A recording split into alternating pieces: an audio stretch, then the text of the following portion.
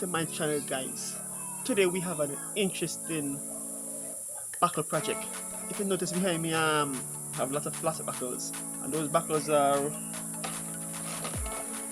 Oasis. So big up Oasis here because lots of them are Oasis buckles I have, and when you will like this project, guys, you can do it as well. I'm not gonna sell them.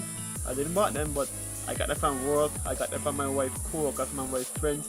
So big up to everybody who made this project possible. What I did, I used silicone, I used glue sticks. Silicone might be the cheapest if you don't have a glue stick or glue gun.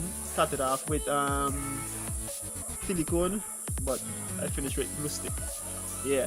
So guys, if you first time looking at this channel, don't forget to hit that subscription button, to hit that like button, to share it as well, guys, because a lot of people need to see this type of project to do it as well. So instead of throwing away your buckles, so let's bring buckles to me because I have another project to do. I have about 2 projects, my gates and another project to do, and a wall to do.